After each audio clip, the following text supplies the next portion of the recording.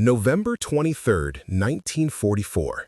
Italian women prisoners of war sat down to their first American Thanksgiving dinner, and something unexpected happened. They started weeping uncontrollably, not from sadness, but from shock at what they discovered about the country they'd been taught to hate. These enemy prisoners were being fed better than they'd eaten in their entire lives back home, treated with more dignity as captives than as citizens under Mussolini, and it shattered everything they believed about power, strength, and which side was truly civilized. What did America show them in those POW camps that was so powerful it turned former fascists into lifelong advocates for democracy? And why did they say this would never happen in Germany? Before we jump back in, tell us where you're tuning in from. And if this story touches you, make sure you're subscribed, because tomorrow I've saved something extra special for you. September 1943, Naples, Italy. Maria Santoro stands in a warehouse that smells like rust and rotting wood. She is 28 years old, and her job is to count things that no longer exist. She writes numbers in a ledger with a pencil worn down to a stub. Flour, 0 bags. Oil, 3 bottles. Bandages, 14 rolls. The numbers get smaller every week. Outside the warehouse window, she can see the bay where her father used to take her fishing before the war. Now the water is black with oil from sunken ships. The buildings across the street are piles of broken stone. A woman pulls a wooden cart past the window. The cart holds everything she owns. Maria knows this because the woman is her neighbor, and yesterday Allied bombs turned her house into dust. Maria's stomach hurts. It always hurts now. This morning she ate a slice of bread that tasted like sawdust because it was half sawdust. The government mills mix wood pulp into the flour to make it go further. Her coffee was made from burned grain, not real coffee beans. She has not seen real coffee in 2 years. She has not seen meat in 6 weeks. Her younger brother is 12 years old, and he is shorter than boys his age because there is never enough food. She joined the Women's Auxiliary of the Fascist Party 8 months ago. Not because she believed in Mussolini. Not because she wanted to wear the black uniform. She joined because it came with a ration card that gave her family an extra loaf of bread each week. Her mother is a widow, and Maria is the oldest. If she does not work, her family does not eat. It is that simple. 3 other women work in the warehouse with her. Lucia is from the north, from Turin, where the factories are. She has dark eyes that burn with anger, and she whispers about revolution when the supervisors are not listening. Giovanna is from Sicily, a farm girl with rough hands who barely speaks. She was taken from her village and put on a train to work in a munitions factory. Elena is from Rome. She went to university before the war. She used to believe everything the government said about building a new Roman Empire. Now she just looks tired. The door bangs open. 2 soldiers walk in. They're Italian, but they wear German uniforms now because Italy surrendered to the Allies 2 weeks ago, and the country is split in half. The South belongs to the Americans and British. The North belongs to the Germans. Naples is in the middle, and nobody knows who is really in charge. One soldier looks at Maria. He says they are evacuating. The Americans are coming. Everyone in the warehouse needs to go north with the German army or stay and face the Allied troops. Maria thinks about the propaganda posters she has seen. The posters show American soldiers as monsters with fangs. The radio says Americans torture prisoners. The radio says they will destroy everything Italian and beautiful. But Maria has also heard whispers. Whispers that say the Americans bring food. Whispers that say in the South people are not starving anymore. She does not know what to believe. She does not get to choose. The next morning, soldiers round up everyone who worked for the fascist government, men and women, old and young. They are loaded onto trucks. Maria sits between Lucia and Giovanna. Elena sits across from them. Nobody speaks. The truck drives north for 1 day, then turns around because the roads are bombed. They drive south instead. 3 days later, they are in a camp surrounded by barbed wire. British soldiers guard the gates. Maria expects the worst. She has heard stories about Russian camps where prisoners freeze and starve. She thinks about her mother and her brother and sister back in Naples. She does not know if she will ever see them again. A British officer speaks to them through an interpreter. He says they are prisoners of war.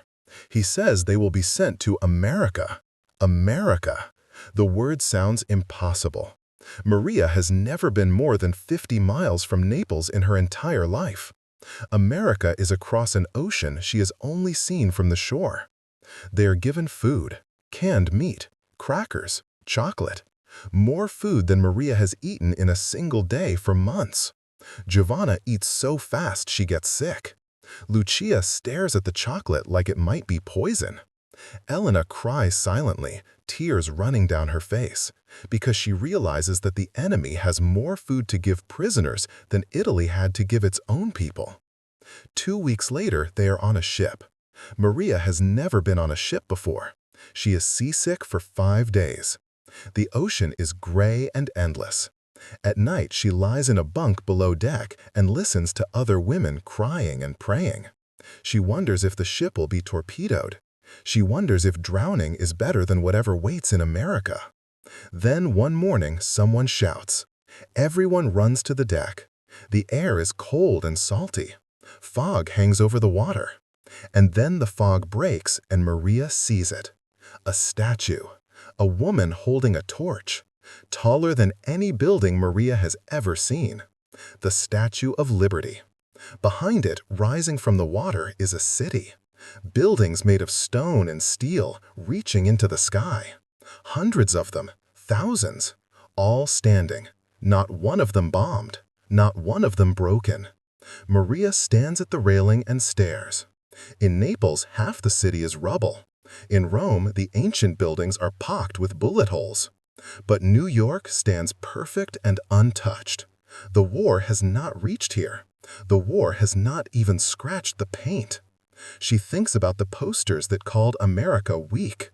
She thinks about the speeches that said democracy was dying and only fascism was strong. She looks at the city that could build towers into the clouds while her country could not even bake bread without sawdust. Lucia stands beside her. She whispers one word. Impossible. But it is not impossible. It is real. They are looking at it. Maria feels something crack open inside her chest. It is not hope exactly. It is something more dangerous. It is a question that once asked cannot be unasked. If they lied about this, what else did they lie about? The train ride from New York takes 2 days. Maria watches America pass by the window. Farms with red barns and fat cows. Towns with white churches and paved streets. Cars everywhere, more cars than she has ever seen. In Italy, only rich people and government officials have cars. Here, it seems like everyone does. The fields are full of crops. Nothing is burned. Nothing is bombed. It is like the war is happening on a different planet. They arrive at a camp in upstate New York. It used to be something called a CCC camp, whatever that means. The interpreter says it was built before the war to give young men jobs planting trees. Maria does not understand a government that pays people to plant trees when there is no war, but she stops trying to understand. The barracks are wooden buildings painted white. Inside there are beds, real beds with metal frames. Mattresses stuffed with something soft. Blankets that are thick and clean and do not smell like mold. Pillows. Maria has not slept on a pillow in a year. At home, they sold their pillows to buy food. She sits on the bed and presses her hand against the mattress. It gives under her weight, then pushes back. Giovanna lies down fully clothed and falls asleep immediately. Elena walks around touching everything like she is in a museum. Lucia stands in the doorway with her arms crossed. She says this is a trick. She says they are being treated well, so they will cooperate. She says Americans are capitalists, and capitalists do not give things away for free. But Maria is not sure anymore what she believes. The next morning, they are taken to the mess hall for breakfast. The building is long and low with windows on both sides. Inside, there are tables with benches. The smell hits Maria first. Bacon. She has not smelled bacon in so long she almost forgot what it smells like. Her mouth fills with water. They stand in a line. American soldiers serve the food from behind a counter. The soldiers are young, maybe 19 or 20. They look bored. One of them is chewing gum. Maria reaches the front of the line, and a soldier puts food on her tray. 2 eggs, 3 strips of bacon, toast with butter, a cup of milk, a cup of coffee, real coffee. She can smell it. She carries her tray to a table and sit. She looks at the food. She looks at Lucia and Elena and Giovanna. Giovanna is already eating, shoving eggs into her mouth with her fingers. Elena stares at her plate like she is afraid to touch it. Lucia has not moved. Maria picks up the fork. The eggs are hot and soft and taste like something from a dream she had years ago. The bacon is crispy and salty. The toast has so much butter it soaks through to make the bread golden. The coffee is bitter and strong and perfect. She drinks it and feels heat spread through her chest. Giovanna starts crying. Not loud crying, quiet tears that run down her face while she eats. A guard walks over and says something in English. The interpreter comes. The guard asks what is wrong. The interpreter asks Giovanna. Giovanna says in Italian that she has not seen this much food since before the war. The interpreter tells the guard. The guard looks confused. He says something and the interpreter translates. But the war only started for us 2 years ago. The guard walks away shaking his head. Maria understands what he does not say. That for America, the war is something far away. That America has so much food they can feed it to prisoners. That this breakfast is nothing special to them. 2 months pass. The women are moved to a bigger camp in Texas where it is warmer. They are given work assignments. Maria and Elena are sent to a cannery 5 miles from the camp. Every morning a bus picks them up. A bus with seats and windows that open. The bus is nicer than any bus Maria rode in Naples. The cannery is a huge building made of metal. Inside there are machines everywhere. Conveyor belts that move cans in long silver rivers. Women standing at stations putting vegetables into cans. More vegetables than Maria has ever seen in one place. Green beans, corn, tomatoes, mountains of them. Maria's job is to inspect cans before they are sealed. She stands at a station for 8 hours and watches cans roll past. If she sees a bad vegetable, she pulls the can off the line. She pulls maybe 5 cans per day. Everything else is perfect. At lunch, they are given sandwiches. Thick sandwiches with meat and cheese and lettuce. An apple, cookies. Maria eats and watches the machines process enough food to feed her entire neighborhood for a month. And this is just one factory. There must be hundreds of factories like this across America. Elena says quietly that in Rome she worked in a government office processing ration cards. She says they spent hours arguing over who deserved an extra ounce of flour. She says men threatened to kill each other over a potato. She looks at the river of cans and says she does not understand this country. One day in July, it is very hot. The temperature reaches 100 degrees. The supervisor brings in a truck. The truck is red and white with words painted on the side. Coca-Cola. Maria has heard of Coca-Cola. It is an American drink. In Rome, before the war, it cost a week's wages for 1 bottle. Preparing and narrating this story took us a lot of time, so if you are enjoying it, subscribe to our channel. It means a lot to us. Now, back to the story. The truck driver opens the back. Inside are hundreds of bottles packed in ice. Real ice. The supervisor says the drinks are for everyone, workers and prisoners both. He hands Maria a bottle. It is so cold it hurts her hand. She has not touched anything this cold since winter. She opens the bottle. The drink inside is dark brown and fizzing. She takes a sip. It is sweet and burns her throat in a good way. It tastes like nothing she has ever had before. She looks at the bottle. They are giving this to prisoners for free because it is hot outside. Lucia takes a bottle. She drinks it slowly. She says this is still capitalism, but her voice is quieter than before, less certain. 3 weeks after the Coca-Cola truck, Maria wakes up with pain in her jaw. The pain is sharp and hot, and it makes her whole face throb. She tries to ignore it, but after 2 days, she cannot eat. The camp nurse looks in her mouth and says she needs a dentist. Maria says she does not have money for a dentist. The nurse laughs and says prisoners do not pay. They take her to a dentist in town, a real dentist office with a leather chair and bright lights. The dentist is an old man with gray hair and gentle hands. He gives her a shot that makes her mouth go numb. She can't feel anything. He drills out the bad part of her tooth and fills it with silver. The whole thing takes 30 minutes. When he is done, he pats her shoulder and says something in English.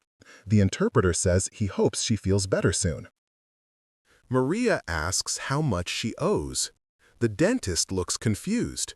He says she is a prisoner of war and the government pays for her medical care. He says it like this is obvious, like of course enemies get free dental work. Maria walks out of the office touching her face. In Naples, she had a cavity for 2 years because she could not afford a dentist. Here she is a prisoner and they fix her teeth for free. That night, she lies in her bunk and thinks about what this means. She thinks about propaganda that said Americans only care about money. She thinks about speeches that said democracy makes people selfish. But everything she has seen is the opposite. The Americans have more than anyone, and they share it with prisoners, with enemies. November comes. The weather turns cold. One day, the camp commander makes an announcement. On November 23rd, there will be a special dinner, a holiday called Thanksgiving. He says it is an American tradition to give thanks for good things even in hard times. He says this year they are thankful the war will end soon and everyone can go home. He says the prisoners are invited to celebrate with them. Maria does not understand. A holiday for prisoners? But she has learned to stop being surprised. The day arrives. The mess hall has been decorated. Paper turkeys hang from the ceiling. The turkeys are made by children from a local school. Each one has a message written on it. Welcome. Thank you for working hard. We hope you get to go home soon. Maria reads them and feels something twist in her chest. The tables are pushed together to make long rows. White tablecloths cover them. Plates and forks are set out like a fancy restaurant. The room smells like roasting meat and spices and bread. The women file in and sit. Guards sit at the same tables, not watching them, eating with them. Maria sits between Giovanna and Elena. Lucia sits across from them. Nobody speaks. They are all staring at the kitchen doors. The doors open. Soldiers and volunteers carry out trays of food. So much food. Maria stops breathing. Whole turkeys, golden brown and steaming. Bowls of stuffing that smell like herbs and butter. Mashed potatoes piled high with gravy running down the sides. Sweet potatoes with marshmallows on top, something Maria has never seen before. Cranberry sauce that wobbles like jelly. Corn, green beans. Rolls so soft they come apart in your hands. Butter, real butter in blocks. They keep bringing food. The tables fill up. There is enough food for 100 people. There are only 40 prisoners and 20 guards, but the food keeps coming. The camp commander stands. He is a short man with kind eyes. The interpreter translates his words. He says in America, Thanksgiving is a time to remember what you are grateful for. He says even in war, there are things to be thankful for. He says he is thankful his son is safe in the Pacific. Thankful the war will end. Thankful that soon everyone in this room will go home to their families. He says the prisoners are far from home. He says today they are not prisoners. Today, they are guests at the American table. He says to eat as much as they want. He sits. For a moment, nobody moves. Then a guard starts passing bowls, and everyone starts eating. Maria takes a piece of turkey. The meat is white and tender and falls apart. She takes mashed potatoes and gravy. She takes everything. Her plate is so full, food touches food. She picks up her fork and takes a bite. The taste is overwhelming, rich, and perfect. She takes another bite and another. She is crying. She does not realize she is crying until tears drip onto her plate. She looks up. Giovanna is sobbing. Not quiet tears, deep, shaking sobs that make her whole body shake. Elena is crying too, her face in her hands. All around the room, Italian women are weeping into their food. The American guards look panicked. They do not understand. One guard asks the interpreter what is wrong. Did they do something bad? Is the food okay? An older woman stands up. She used to be a teacher in Florence. She speaks some English. Her voice shakes.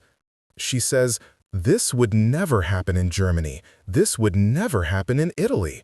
We are your enemies. You bomb our cities. We fight your soldiers. And you feed us like family. You give us medicine. You treat us with respect. We do not understand America." She sits down. The room is silent except for crying. Maria stares at her plate. She thinks about her mother in Naples, probably eating bread and water if she is eating at all. She thinks about the posters that showed Americans as monsters. She thinks about Mussolini's speeches about Italian strength and American weakness. She thinks about every lie she was told. She looks around the mess hall, at the paper turkeys made by children, at the guards eating and talking quietly, at the mountains of food given freely to enemies, at the commander who called them guests. She understands now. Power is not about how much you can take. Power is about how much you can give. Strength is not cruelty. Strength is having so much you can afford to be kind. Everything she believed is backwards. Everything. The war in Europe ends in May 1945. Maria hears the news on the radio in the camp recreation hall. Germany has surrendered. Italy is free. She should feel happy, but instead she feels afraid. Afraid of what she will find when she goes home. The women spend their last weeks in camp attending English classes taught by volunteers from town. Maria learns to say thank you and please and how are you. She learns to write her name in English letters. Elena fills 3 notebooks with English words. She says she will need English for whatever comes next. Lucia is quieter now. She still talks about workers and fairness, but she does not talk about revolution anymore. She says she needs to think about what she saw here. In July, they are told to pack. They are going home. Each woman is given a duffel bag and told they can take whatever fits. Maria packs carefully. Bars of soap that smell like flowers, cans of Spam, chocolate bars, nylon stockings, a notebook where she wrote down recipes from the camp kitchen, and 1 photograph. A photograph from Thanksgiving dinner where she is smiling, healthy, sitting at a table covered with food. The ship back across the Atlantic is crowded. There are hundreds of prisoners going home, men and women, Italian and German. Everyone is quiet.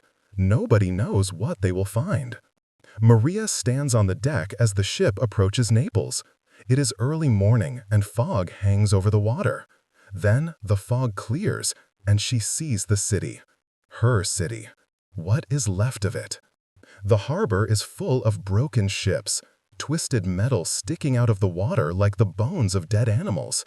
The buildings along the waterfront are shells.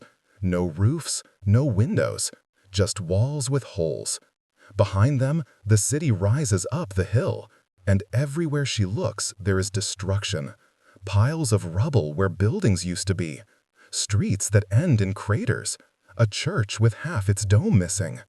The ship docks. Maria picks up her duffel bag. It feels heavy. She walks down the gangplank onto Italian soil for the first time in 2 years. The dock is crowded with people, thin people, people with hollow faces and ragged clothes. They push forward when they see the prisoners coming off the ship. They are begging, asking for food, for anything. Maria opens her duffel bag. She starts handing things out: soap, chocolate, cans of food. People grab the items and cry and thank her. Within 5 minutes, her bag is empty except for the notebook and the photograph. She keeps those. She walks through streets she has known her whole life, but they look different now, wrong. Every other building is damaged or gone. There are no cars, no buses, just people walking or pulling carts. The smell is bad, sewage and rot and smoke. She reaches her building. It is still standing, but the top floor is missing. She climbs the stairs. The door to her family's apartment is open. She walks in. Her mother is at the table. She is thin, so thin Maria can see the bones of her skull. Her hair is gray now. It was brown when Maria left. Her mother looks up and for a moment does not recognize her. Then she screams and runs forward and pulls Maria into her arms. Her mother is crying and touching her face and saying her name over and over. Maria's brother and sister come running. They are taller but so skinny. Her brother's arms are like sticks. Her sister's dress hangs on her like a sack. They all talk at once, asking where she was, what happened, if she is okay. Maria tells them, America, a camp in Texas, work in a factory. Her mother stops crying and stares. She says that is impossible. She says prisoners are treated badly. Everyone knows this. Maria says no. She says she was treated better as a prisoner in America than as a citizen in Italy. She says she ate 3 meals every day. She says when she got sick, they took her to a dentist. She says at Thanksgiving, they gave her a feast. Her mother shakes her head. She says Maria is exaggerating to make her feel better. She says it cannot be true. Maria takes out the photograph. She shows her mother, look at me. Look at the food. Look at how healthy I am. Her mother holds the photograph with shaking hands. She looks at her daughter's face in the picture. The full cheeks, the smile, the table covered with food. She starts crying again, but this time it is different. It is anger. She says, what did we do? She says, what did they do to us? She says, we gave them everything, and they gave us hunger and lies. Maria puts her arms around her mother. She does not have an answer. The next day, Maria walks through the neighborhood. She sees Elena, who is helping with American aid distribution. The Americans are here now, bringing food and medicine, rebuilding. Elena says she is going to work with them. She says she wants to help make Italy into something better, something that does not lie to its people. Maria sees Lucia at a political meeting. Lucia is arguing with communists who want Italy to follow Russia. Lucia is saying no. She is saying she saw what capitalism can do when it is done right. She is saying abundance and fairness do not have to be enemies. Maria gets a job teaching English at a school that is meeting in a church basement. She teaches children how to say hello and thank you. She tells them about America. Not to make them love America, just to show them that the world is bigger than what they were told. Years pass. Italy rebuilds. The Marshall Plan brings money and machines. New buildings rise where bombs fell. The economy grows. Democracy takes root. It is not perfect, but it is better than before. Maria keeps the photograph on the wall of her apartment. Her students ask about it. She tells them the story. She tells them about the Thanksgiving dinner, about the dentist, about the Coca-Cola truck, about learning that enemies can be kind, and power does not have to be cruel. She tells them that she learned something important in that camp. She learned that strength is not about how much you can take from others. Strength is about how much you can give. She learned that a country that can afford to be generous to its enemies is stronger than any country that must be cruel to its own people. She tells them that propaganda works because it is easy to believe. It is easy to believe that your enemies are monsters. It is easy to believe that cruelty is strength. But the truth is harder and more important. The truth is that dignity and kindness are not weaknesses. They are the foundation of real power. Maria Santoro died in 1989. She taught English for 40 years. She never joined another political party. She never stopped being grateful for that Thanksgiving dinner in 1944. The dinner that showed her the world could be different. The dinner that taught her what freedom really means. Up next, you've got 2 more standout stories right on your screen. If this one hits the mark, you won't want to pass these up. Just click and check them out. And don't forget to subscribe and turn on the notification bell so you don't miss any upload from us.